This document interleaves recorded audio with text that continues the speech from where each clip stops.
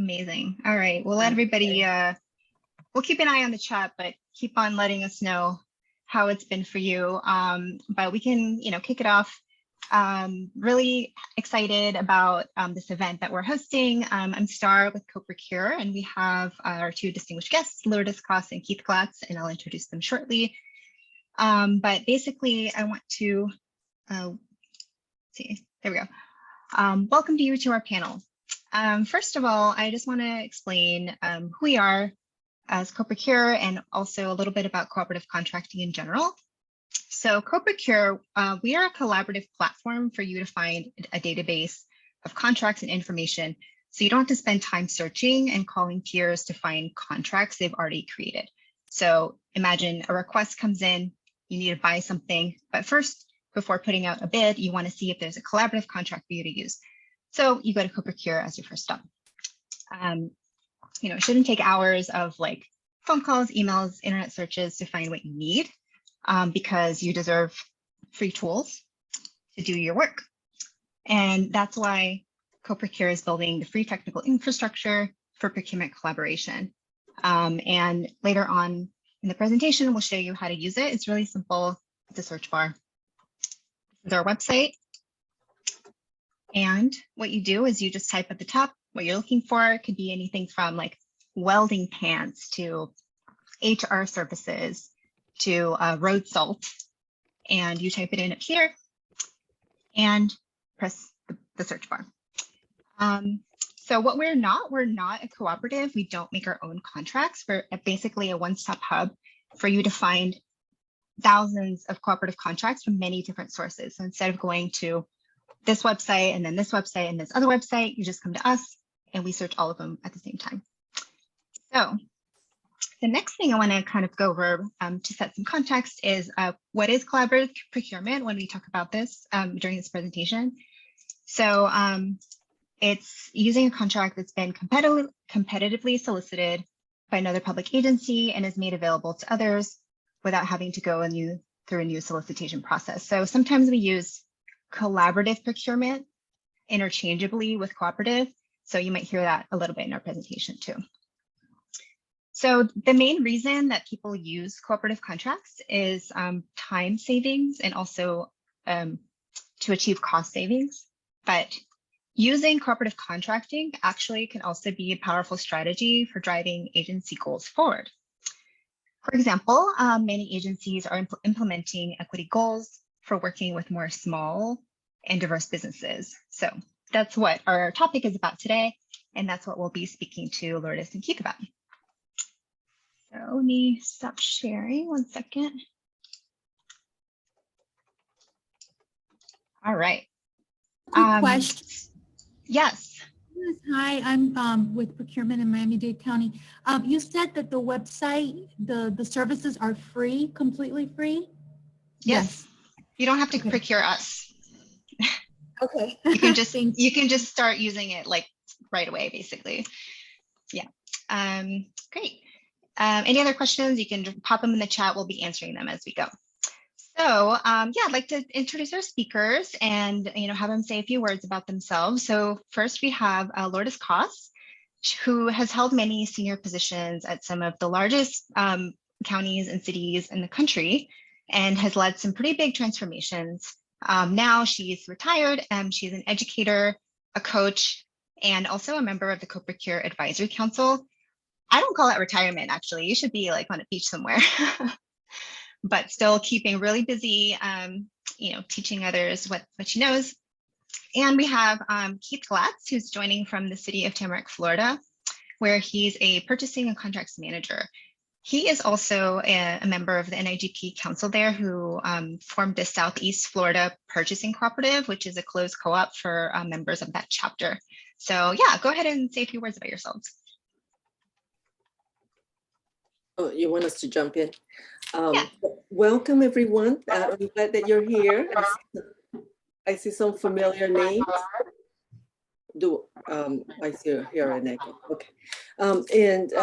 So Lourdes Coss, many of you, I've known many of you and been in procurement for 27 years and now retired, and I get to do this. So looking forward to the conversation here with Keith and Start and all of you. So please make sure that you ask questions. This is a time to learn from each other. Thanks, Lourdes. And I'm Keith Glatz. I'm very glad to be with you. I too am seeing some names I haven't seen in a long time. And it's great to see all the folks that I haven't seen around in quite some time. And some I've seen as late as yesterday. They know who they are. And I've been in the procurement business here for about 45 years now.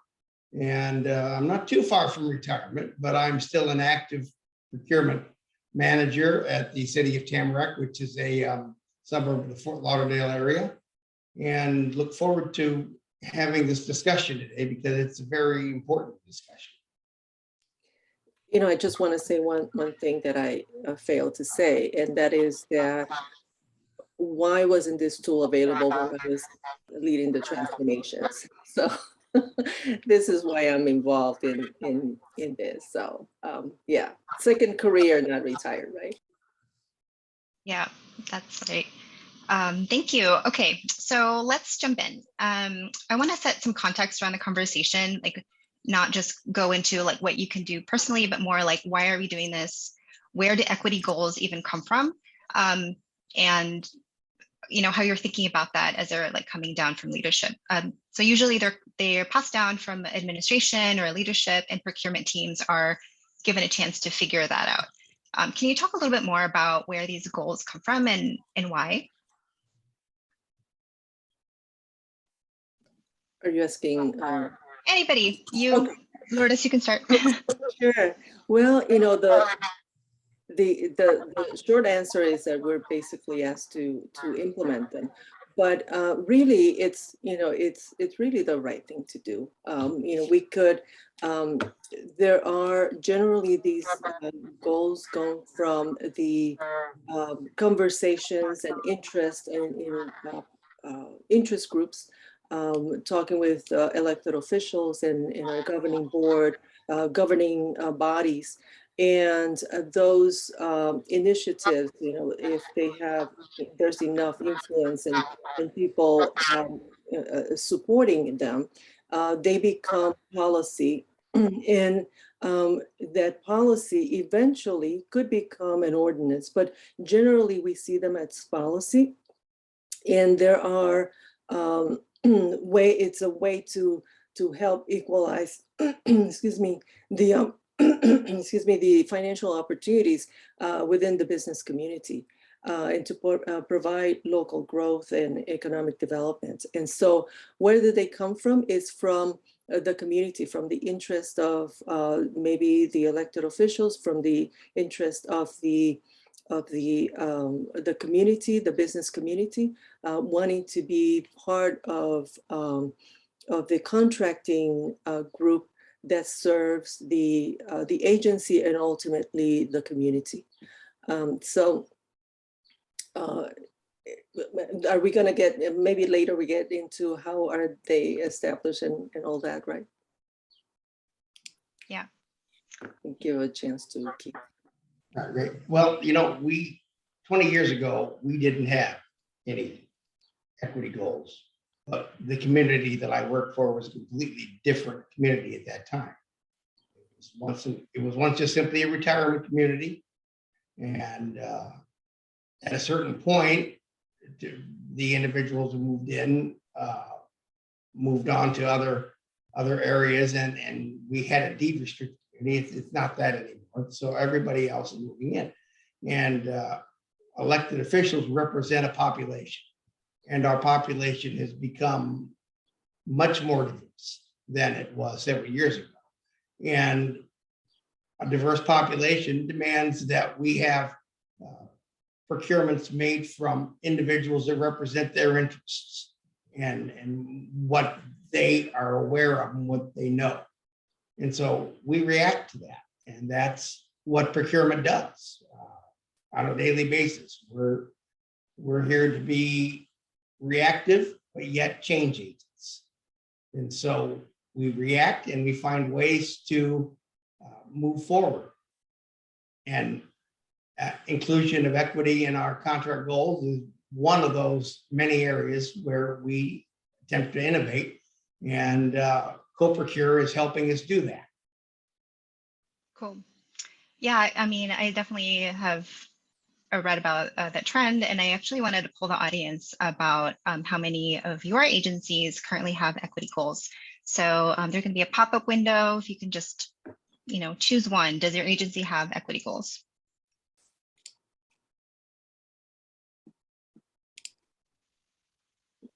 I'll give this another 30 seconds for everybody to weigh in, and then I'll share the results. But we're getting a nice mix of folks. This will be good.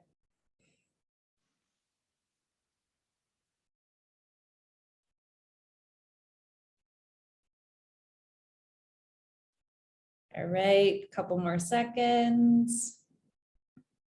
Great. So I'm sharing the poll results here. It looks like a small majority have equity goals, which is exciting to hear. 22% said no equity goals, and there's a somewhere in the middle here, kind of. So it makes a lot of sense as everybody is starting to figure out what this looks like at their agency. But great to see, and thank you all for submitting your answers. Yeah, and I'd be curious if you answered kind of, like, what does that mean? And you can drop that in the chat, or we can raise it at Q&A. Awesome. Well, thank you for sharing. Yeah, the conversation that we're having today is not about how to put together the equity strategy. It's more about, once you have these goals in your agency, how do you know where to start? How do you achieve them? And so we're going to talk about a few tactics that you can use. And briefly, those are: you can discover cooperative contracts that have diverse suppliers on them. Number two, as you put together your own solicitation, like if you're an agency that creates contracts for others to use, you can make space for diverse and local suppliers to work within those contracts. And finally, we'll discuss ways of how to get more diverse suppliers added to cooperative contracting. Okay, so as more agencies are creating equity goals, one of the main priorities of procurement teams is to have a fair and compliant process. So how do agencies, in your experience, approach setting equity goals in a fair and compliant way? Was there a balance that you had to take into account when you were figuring out the strategy within your agencies? And Lourdes? So this can be a little tricky because without a disparity study to determine the availability of and the extent of disparity that has existed within the area, setting the goals is a little tricky. But generally, what happens is because this generally comes from the governing body, they have an idea of what they want to achieve. And the question is it feasible? Are the vendors available to provide the services? So they're implemented as goals within the each contract. Generally, in some agencies, is sort of an overall goal that is not on a contract by contract basis, but the overall achievement is counted as a whole, even though there might be on a contract by contract basis, you have goals. And so the way that I like to approach it when I was in, whether it was the city of Chicago, Cook County, or any of the large agencies, is the perspective that whether it's minority or small business or women-owned businesses, these are people that are probably passionate about the area of service or product that they provide. They are well qualified, and what they don't have is the infrastructure of a large company to deal with government, the paperwork, all the requirements that are necessary to deal with government. And so when we approach it from the inclusion perspective.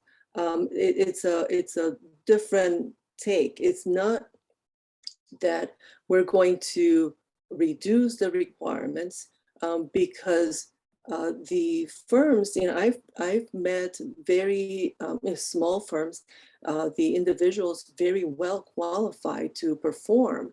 And so it is an opportunity. I see it as an opportunity for to expand the pool of suppliers that we have, to expand the competition, and to be able to have in terms of the economic base, a reflection of what the community looks like in the providing services to the government and ultimately the community. So these goals are generally established by contract. There's generally a waiver process to accommodate those situations where it's not feasible, or maybe there isn't the availability of minority firms in a specific area.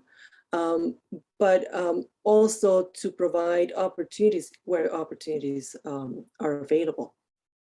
So, because also establishing unrealistic goals can be very problematic to the procurement process, because now we're going to see efforts that are unnecessary for the procurement. And we know that procurement is already complicated enough. We don't have to make it even more challenging for everyone to process a contract, but making sure that those goals are realistic, so that we can get to where there is availability, put higher goals, and where there isn't, then don't go through the motions and raise expectations that are not, that cannot be met. So, there are some challenges. Sometimes is the vendors themselves that don't want to participate because of some of the issues that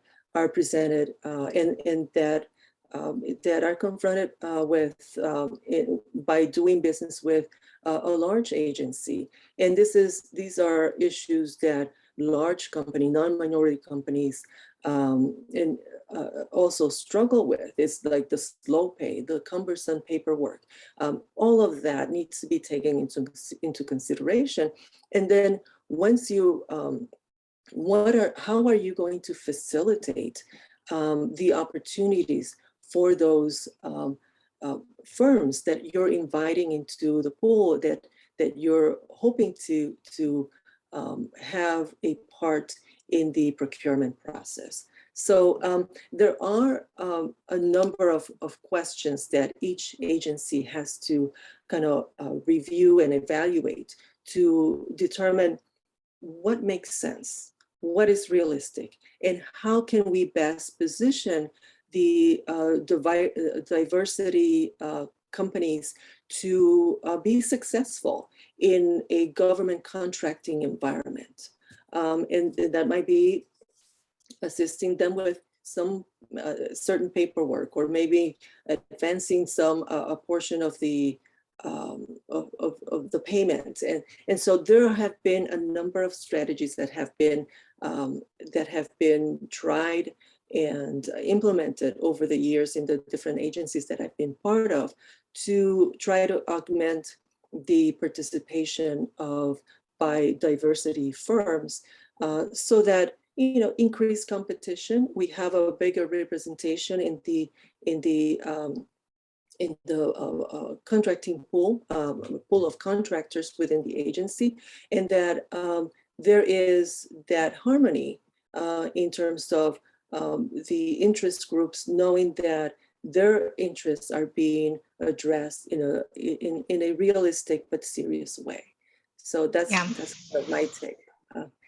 Yeah, I'm curious, Keith, on Lourdes, you said that the public process should reflect the communities that you're in and provide those opportunities to those communities.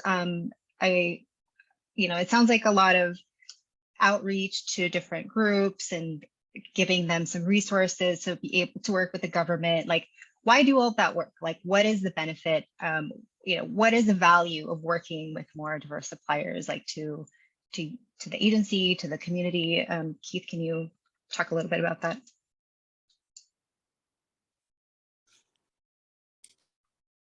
Oh, we're on mute. Classic. Yeah. One of the advantages is that if one succeeds, all succeed. And we're, especially when we have vendors that are representative of your own community, when those vendors succeed, that segment of the community has a better chance of succeeding as well. And it's a matter of success proposition. It's not just simply a procurement process. It's also an economic development process. And we partner with our economic development coordinator when trying to reach out to our vendor community to get them interested. Now, it's a little more challenging in a smaller entity such as the city that I work for. We have about 73,000 people. While it's a metropolitan area, you don't attract the same type of interest as many of the agencies that Lourdes work for, the University of Illinois, Chicago, Cook County. You just don't attract that type of traffic through your office. I always said when I left the state of Illinois many years ago and moved to another agency that my people didn't answer my phone calls quite as fast as they did when I was at the bigger agency. So we need to be a little more creative, and a lot of our emphasis is not just on the working on just working with our existing list. We have to go out and expand our list. We have to go find venues that we can utilize where minority, female, small businesses often turn for assistance. As an example, we thoroughly utilize the Federal Small Business Administration Office here in the local Miami, Fort Lauderdale area as one of our resources. They see everything. And we've noticed a substantial number of minority firms have started bidding with us because we've been using that resources. And we've been actually quite successful in that area with awards as well. And when you look at it as not just a procurement focus, but as an economic development focus, and work with others in your agency, in your entity, that are able to help you to put forth the goals of increased economic activity and success in the community itself, then that usually I found helps to bring more firms to the table. Yeah, definitely. And I think Lourdes, in our prep call, we talked about, well, we both did the virtuous cycle, where when one of these business groups is able to get new business with the government, they're able to provide to the tax base, they're able to hire employees, they create jobs, and in turn, those employees have, they raise their spending in the communities that they live in. So all in all, it's a win-win for everybody. Awesome. Well, I want to pivot now to, now that we've established, there are these goals, there are these benefits, how do we operationalize it? And there's 4 tactics that I want to cover for using cooperative contracting to achieve these goals. Hearing some echo. Oh, there we go. Sorry. So first I want to actually poll the audience again. I'm curious to how many of you use cooperative contracting at your agency, some more than others, but if we could launch that poll and just kind of take a pulse of the audience to see.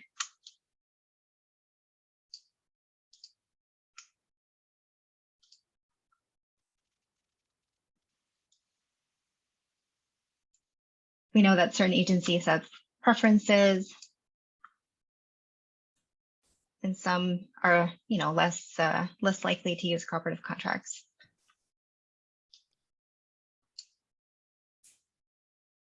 We'll give it another 10 seconds, but lots of responses are flowing in here. Some usual suspects are leading the way, which is not super surprising. Who are the usual suspects? Oh, Save money and save team time. Of course, we know cooperative contracting is those are big benefits of cooperative contracting, but it's great to see some of the mix of some of these other goals. All right, let's just see where we're at here.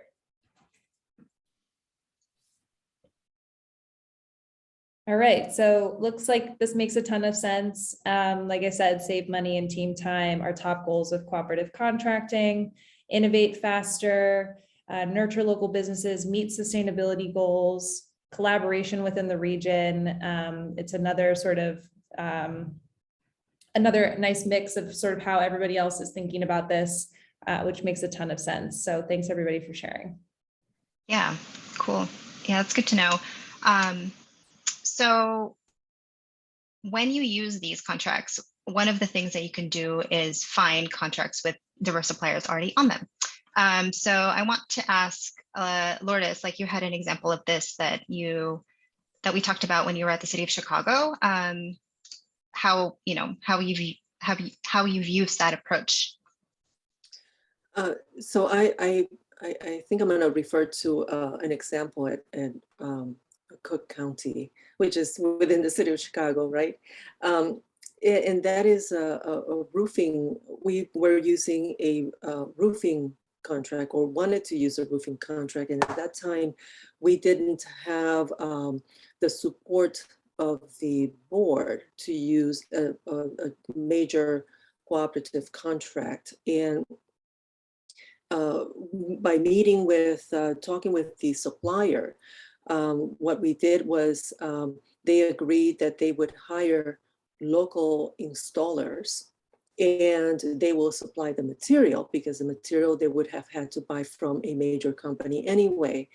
And so by this provided a good mix of a good balance of participation, because we were able to get the leverage a procurement that's already been done by someone, get the economies of scale, and still have the local businesses, and we had availability of local roofing installers to participate on a major project.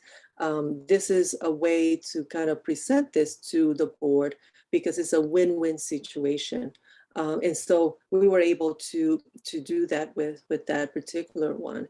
And there, in the city of Chicago, there's a sort of regional, and we've done this for many, many years since I can remember, and it's share contracts with each other, with each of the sister agencies. And so what happens is, because they all have similar goals, and the goals are very similar, because it's the same mayor, and the influence comes from the same source. Everyone is on the same page. So when we have a contract where the prime is a minority firm, or women-owned, those get they're open to for other agencies to use, which basically helps them expand their reach by that one effort that one agency made. And so again, that this goes back to what Keith was talking about, the Keith and Star economic development, and increasing that local tax base that then comes back to the portion of it goes back to the government. It benefits everyone, and so that the government can provide more services. So it's a good deal all around. Yeah, Lourdes, I want to go back to your example for roofing. I know you said that when you were there at Cook County, you didn't have CoProcure as a resource, but I just wanted to demo like what it would have been like if you had added CoProcure and if you were looking for roofing and how you could find diverse suppliers on a roofing contract. Becca, can That would you be- share your screen? Yep. That would be great, and I'll be jealous over here. Can everyone see my CoProcure homepage here? Great. I always have to double check with Zoom. Anyways, so, Star gave a quick demo of CoProcure at the beginning of the call here, but it's pretty simple. In Lourdes's case, she could have simply come to CoProcure, search for roofing, put in a zip code for Chicago, and entered her public entity. On our search results page, we're going to pull in strong contract matches, and we had a set of filters for diverse suppliers. So we find that this is really helpful, especially for smaller teams that are, limited in resources, but looking to meet those aspirational equity goals. We can add in any diverse supplier status here with these filters, or you can select from distinct ones.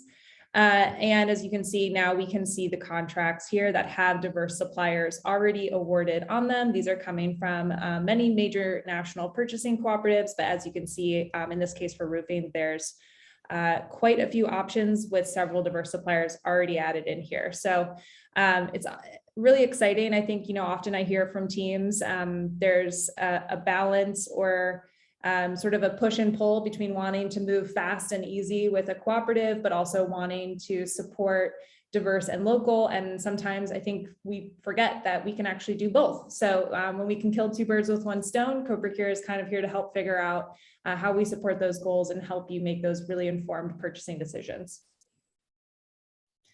And if we just wanted to click view contract, just to give everybody a look of what a quick look here.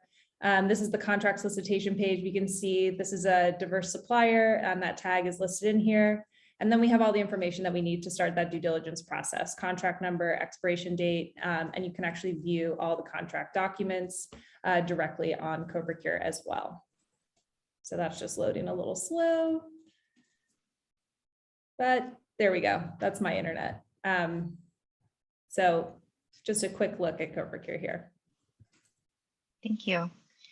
Yeah, I like what you said about the fast and easy, but also meeting the goals. Another way that you can do that is using contracts from national purchasing cooperatives. But when you're working with those groups, you can push to have local or diverse businesses included as resellers or as service providers. And I know, Keith, you had an example of working with like a really big, huge like national chain. I think it was Office Depot. That's right. Yeah, can you talk about how you did that? Certainly. Well, we very clearly indicated in our solicitation itself that we wanted our responding firms to be able to provide opportunities for diverse suppliers in two areas. One, the supply chain. Who are their diverse suppliers that are providing commodity products for office supplies? For instance, I believe there's one firm that provides a lot of binders and file folders that's fairly well-known women-owned business. And we wanted them to highlight those areas for us so we knew who they were so the users of the national contract also knew who they were. But we also wanted to go a step further and ask them to provide us with information on minority suppliers who can provide services that are related to the contract. In the case of Office Depot, they have to deliver the product to the city. And we found we asked them to identify firms that could help in various areas of the country that might be minority service providers, which we did. And we have a minority service provider that makes all the Office Depot deliveries to our city and to some other cities around the area as well. And again, the fact that it was a national contract, Tamarack could not have done this alone, but we joined with others as a national cooperative contract.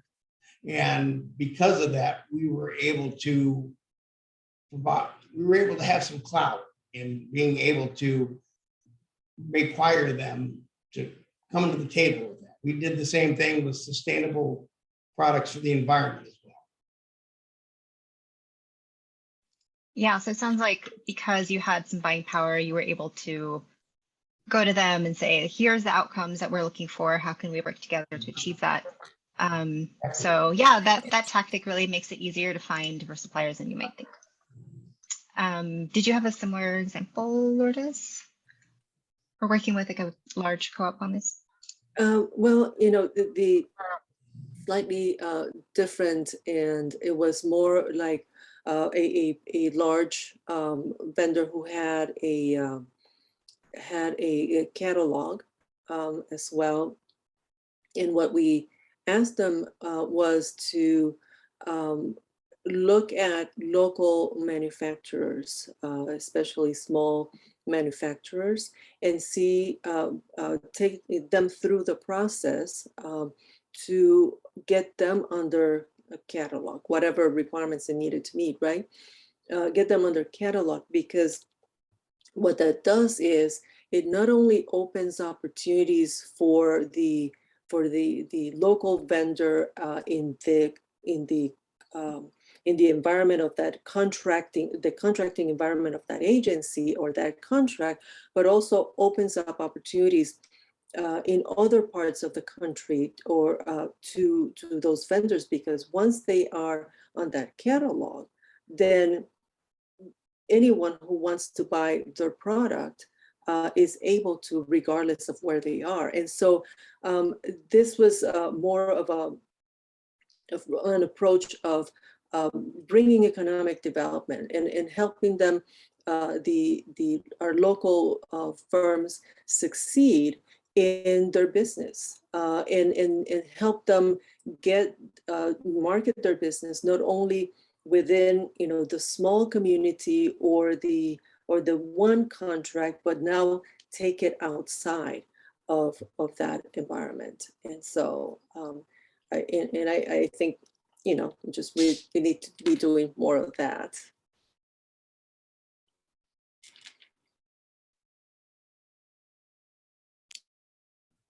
Oh, Star, you're on mute. Sorry. I was just saying, both of you have been at pretty large agencies that create your own contracts that then others use.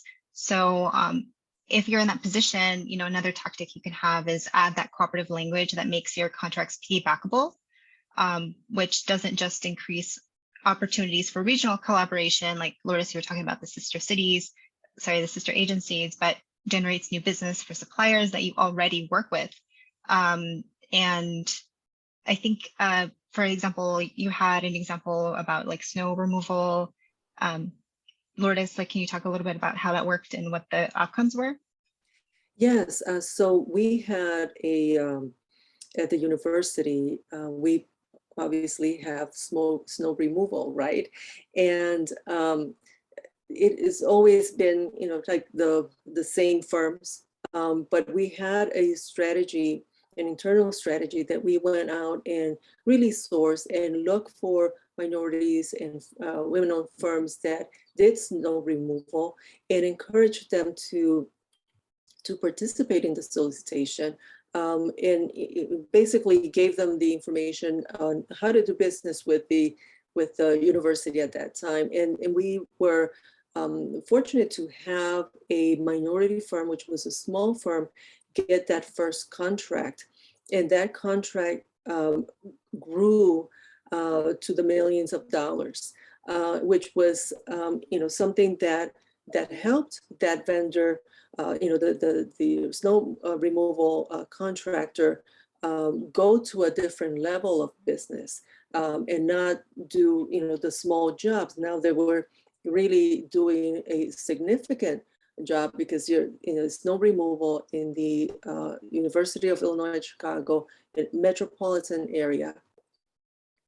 You know, this is a contract that then we, you know, we were able to list as a success. I do have another kind of a success story that I want to share. I know it's not in the script, but we had at the county, we had a box, you know, with the cords, you know, we buy a lot of boxes.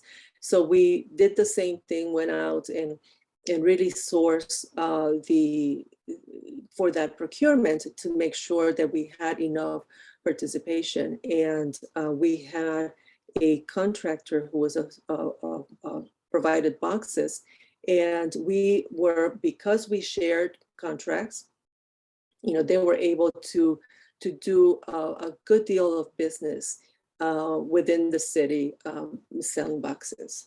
This was a minority firm also. So. Great.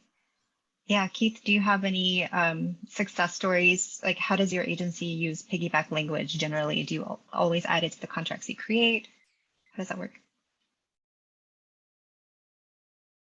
You're on mute. We've started to do that several years ago. And I think several of the agencies in our South Florida area have also adopted that type of process where we utilize, wherever possible, wherever feasible, if the supplier is capable, that they should provide government services from our contract to others. We probably had a little bit more success in some service contract in that. For instance, our medical billing contract was one of the contracts that's been used quite a bit down this area, simply from that particular piggyback language. And it's helped a lot of people save time. Not necessarily a diverse firm, but it does still provide some great savings in terms of time and effort for a lot of our agencies down here by just simply adding a short paragraph about piggybackable language in your contract document, in your bid and contract document. Yeah, and if you do that and your sister agencies do that, it's kind of like expanding your staff. If you divide up the work and one agency does this, one agency does that, but you both like share the load by making your contracts piggybackable, I mean, it sounds very efficient. Yes. All right. Cool. And then the fourth way that we think cooperative contracting can help with your equity goals is when agencies add their contracts to CoProcure. And there's a way to support the local vendors that you already work with. So we have an example. Recently, we worked with Orange County to add their data and all of their contracts to CoProcure, so that that region can find each other's contracts. And we're gonna demo a little bit in the tool to see what that would look like practically speaking. But essentially, Orange County, we worked with them to embed a CoProcure search bar directly on their state agency's page, so that procurement people could go to where they were already searching and use the tool and find their own contracts. But not only that, now that they're on CoProcure, people outside of Orange County, outside of California, can find those contracts and potentially use them. And if there are local vendors on those contracts, those local vendors are going to get like a wider reach than originally they would have had. So recently we had a story where a buyer searched on CoProcure for paper recycling and destruction services. And they found an Orange County contract with a local supplier on them. And we can show you what that looks like. Yeah, very exciting. If you have been a follower of CoProcure for a while, you've definitely heard a lot of excitement from our team about our partnership with Orange County.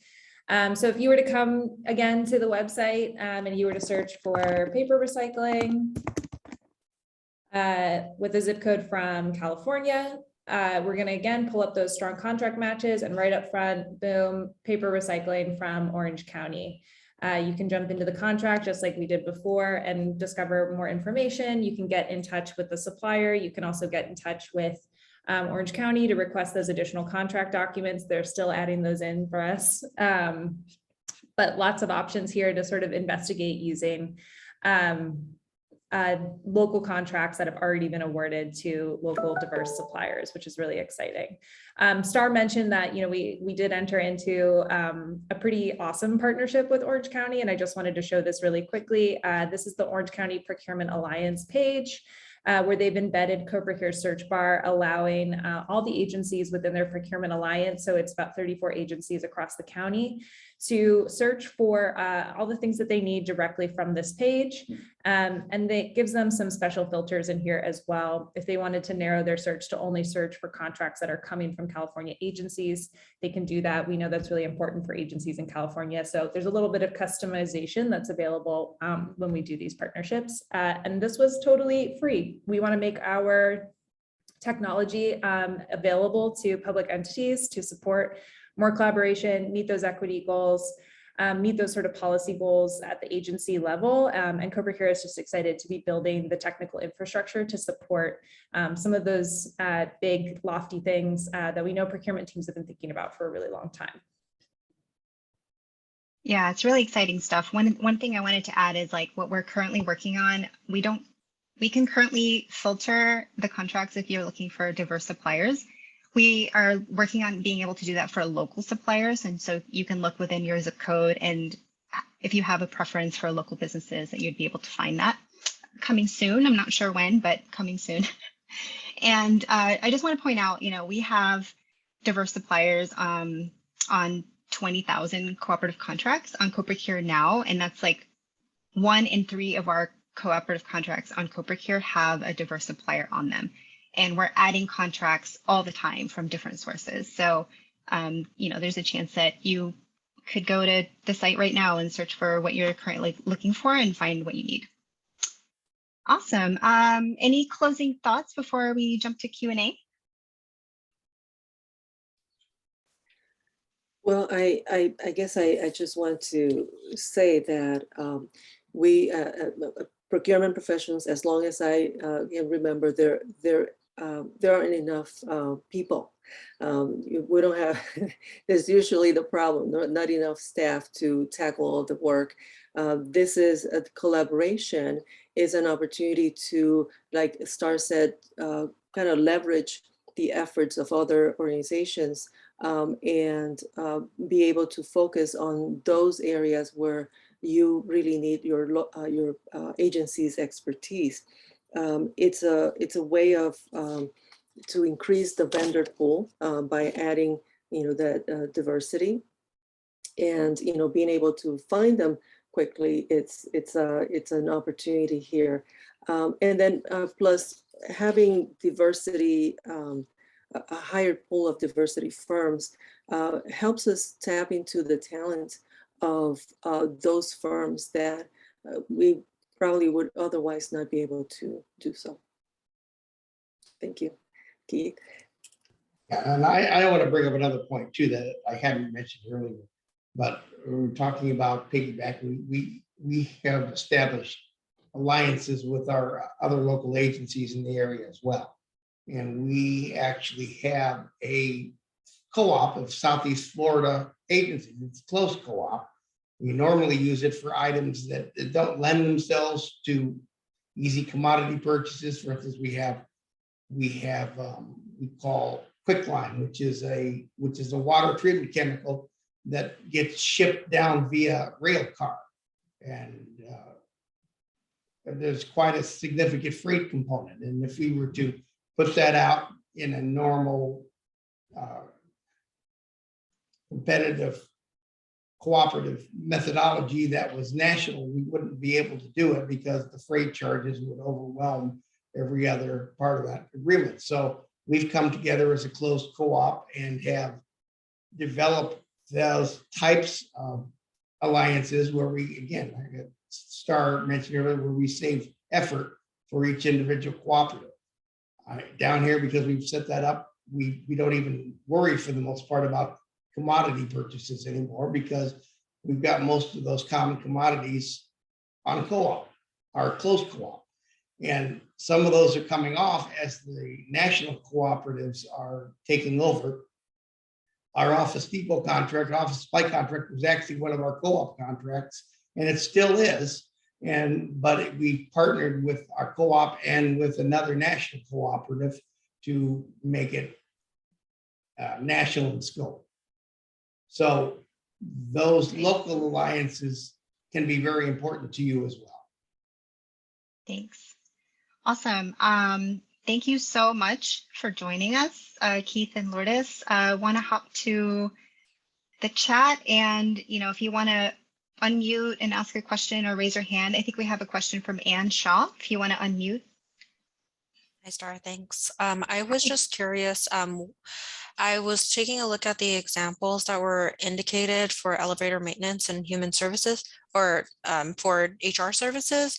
When I mentioned human services, I was more focused on, say, for instance, like a health system or behavioral health, those sort of things, which I'm not really seeing a lot of when I search. Are there specific keywords that you guys are planning on looking for? Because when I look for, say, for instance, like behavioral health support, it's like one that pops up. Or like if I look for, say, for example, adult and older adult, which is a target population that we look for, or even like criminal justice, like nothing really pops up. It's just for goods. So I'm just wondering if there's any support that you guys plan on implementing for, again, like services. Yeah, actually, we have our support person expert on the call right now, Carmen. I wonder if it's worth connecting afterward directly to kind of answer some support questions. We can connect you. Okay. I'm happy to help you look for contracts. Thanks, Carmen. Awesome. I think there was a chat in the. Yeah, there were a Chat from couple Jean. questions. Sorry, Star, I want to jump in. There's a question from Jean around being able to filter for cooperatives that you can use federal spend on. That's a really good question, and I really wish I had a great answer for it. Unfortunately, I don't, and mostly it's because we've heard it's really, really difficult to understand which cooperatives you can spend federal dollars on.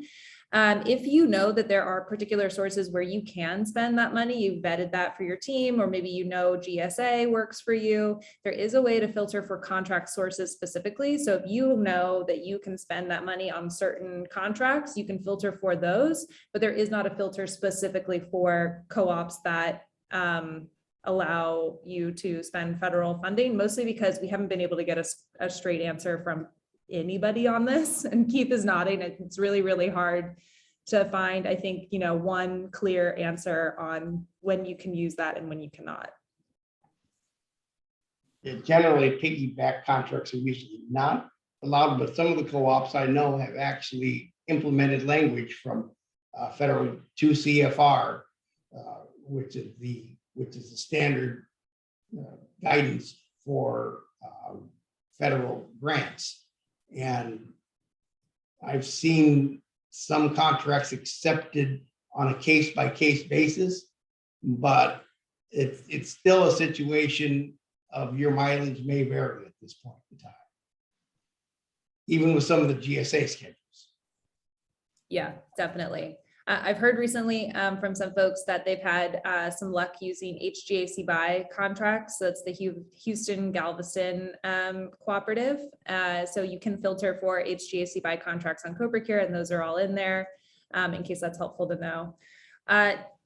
Keith and Lourdes, there was a question from Rita also around the difference between equitable and diverse. It sounds like there was an NIGP session sort of talking about this recently. Curious if you two could weigh in on that and sort of what your thoughts are.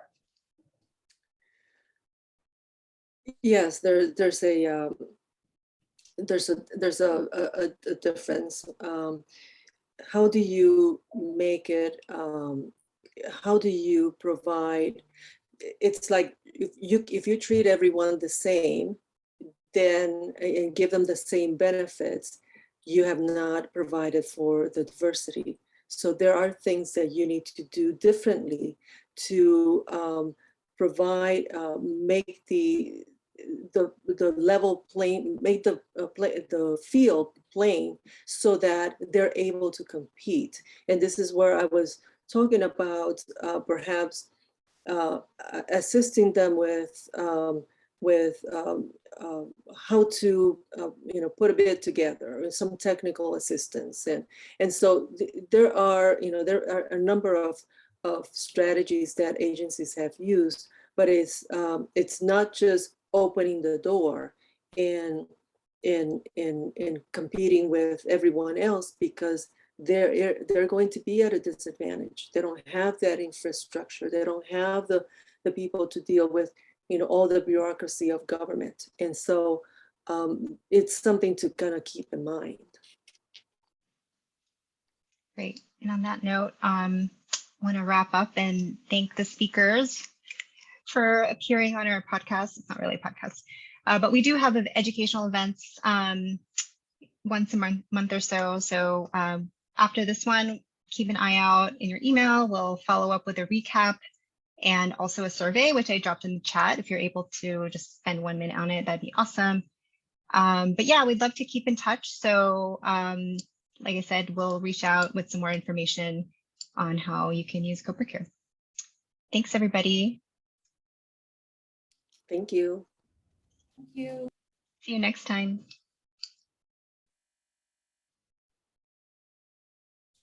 Thank you very much. Good to see you.